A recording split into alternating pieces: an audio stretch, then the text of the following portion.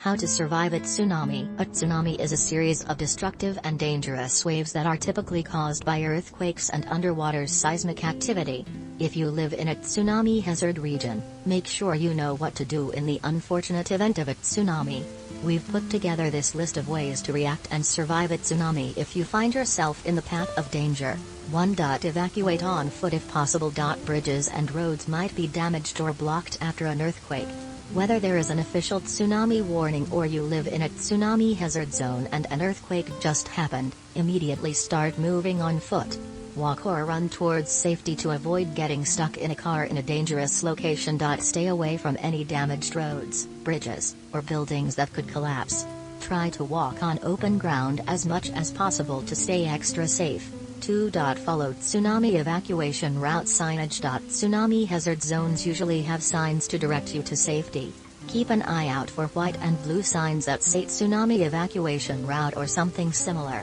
Use them to guide you inland and out of the hazard zone to safety. There are often arrows posted with these signs to show you which way to go. If not, just move from sign to sign until you see one that says you're out of the tsunami evacuation zone.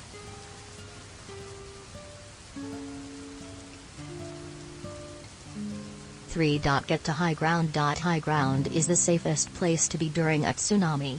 If there is an earthquake and you live in a tsunami hazard zone, don't wait for an official tsunami warning. As soon as the shaking stops and it's safe to move, go to the nearest high ground as quickly as possible to get out of danger. If you don't live in a tsunami hazard zone, you don't need to evacuate to high ground after an earthquake. Stay put unless there are any instructions from emergency services to leave the area. 4. Climb to the top of a building if you're trapped. In some cases, you might not have time to evacuate. If you don't have time to evacuate and get to high ground, go up to a third floor or higher in a sturdy building. Even better, try to get on the roof of the tallest, sturdiest building you can find. Either of these options is better than nothing. If you're right on the coast, there might be a tall tsunami evacuation tower nearby. Look for evacuation route signs and follow them to the tower, then climb to the top. As a last resort, when you can't make it to any other type of high ground, climb a tall, sturdy tree. 5. Go as far inland as possible. The further away from the shore you are, the less danger you're in. Choose a piece of high ground that's as far inland from the shore as you can get. If there is no high ground, just get as far inland as you can. Tsunamis can travel as far as 10 miles, 16 kilometers, inland in some cases. However, the shape and slope of the shoreline affect how far they can reach. 6. Grab something floating if you're in the water. This can help keep you safe if you get caught by a tsunami's waves. Look for something sturdy like a tree, a door, or a life raft. Grab the object and hold on tightly while you get carried by the waves. Though it may be difficult at the moment, try your best not to swallow any of the water. Tsunamis can pick up chemicals and waste that can be harmful to your health. 7. Go out to sea if you're in a boat. Going further away from land is safer if you're on the water in a tsunami.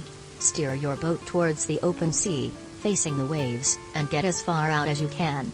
Never return to port if a tsunami warning is issued in the area. Tsunami activity causes dangerous currents and water levels near the shoreline, which can capsize your boat. If you're already docked in a harbor, get out of your boat and go inland to safety as quickly as possible. 8. Stay in your safe spot for at least 8 hours. Tsunami activity can continue for up to 8 hours or longer. Stay away from the coast and on high ground for this period to play it safe. Listen to announcements from officials and only move when they say it's safe to do so. They're the ones that know best. You may be stressed out and worried about loved ones, but you must stay where you are and try to remain calm. Don't put your life at risk to try to meet up with someone in another area. 9. Watch the ocean for warning signs. There are certain natural warnings the ocean gives before a tsunami. Listen for a loud roaring sound made by the ocean. A tsunami sucks coastal water seawards. Watch out for the water receding abnormally far from the shoreline or for abnormally high water levels as well. These things normally happen after a strong earthquake, but you might not necessarily feel it if the epicenter is far out at sea. It's best to always be aware of your surroundings if you live on the coast in a tsunami hazard zone. It's also important to know the signs of a coming tsunami if you're a surfer. If you happen to be surfing near the shore and you see any of these signs, paddle to shore as fast as you can and start evacuating. If you're surfing in deep water, paddle further out to sea as far as you can. 10. Listen to emergency alerts and information. Local emergency managers provide recommendations for tsunami safety. Sign up for any local emergency alert programs to receive tsunami warnings and other info on your phone. Listen to local radio and watch the local news to find out if there is any risk of a tsunami after an earthquake. If you're not sure about local emergency alert systems, call the non-emergency phone line for the local police or call your local government's office and ask about them. Always follow instructions from local emergency managers in the event of a tsunami. They are your best bet for safety. Local emergency announcements also let you know when it's safe to return home after a tsunami. 11. Avoid downed power lines. Damaged power lines can electrically charge the water. Keep an eye out for downed power lines or any other damaged electrical equipment when you're walking home or to a shelter after a tsunami is over. Give the equipment a wide berth if you see any and don't wade through any water that they're touching to be extra careful. Examples of other electrical equipment to avoid are electrical boxes and telephone poles.